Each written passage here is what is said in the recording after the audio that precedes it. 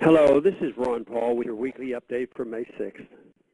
Last week, President Obama made a surprise pre-dawn trip to Afghanistan to mark the one-year anniversary of the killing of Osama bin Laden and to sign a document further extending the U.S. presence in that country.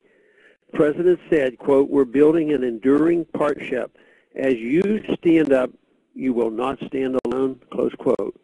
What that means in practice is that the U.S. will continue its efforts to prop up the government in Afghanistan for another 10 years beyond the promised withdrawal date of 2014.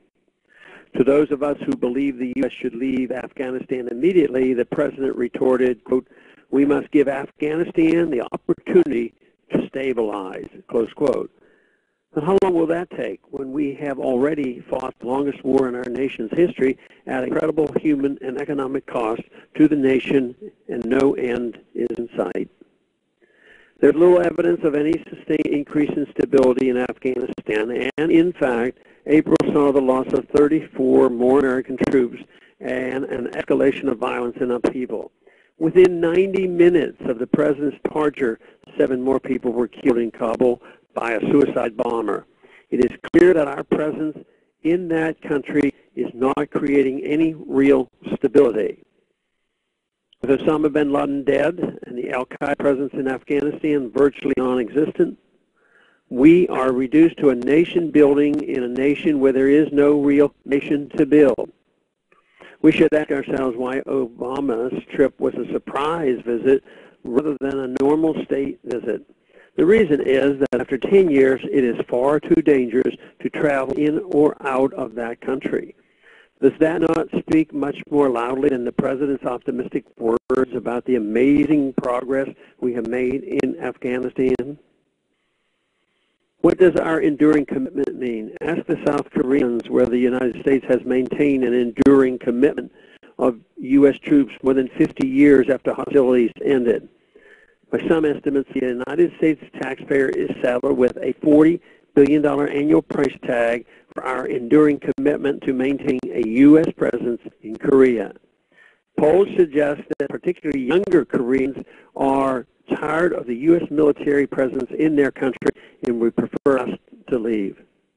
The same is true of the residents of Okinawa, who have argued strongly and with some recent success for American troops to leave their island.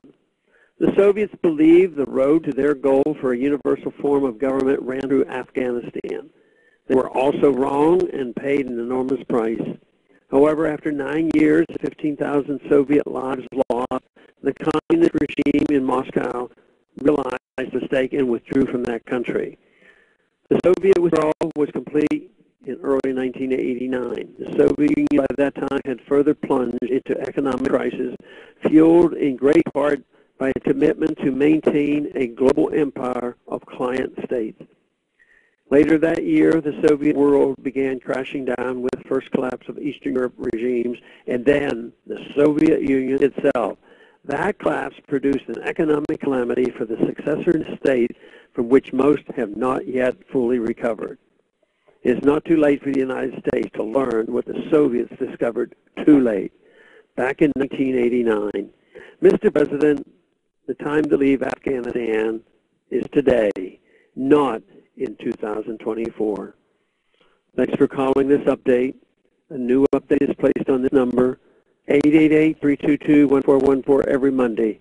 The written text can be found on my website, www.house.gov/Paul, under the heading Texas Straight Talk. Thanks for calling.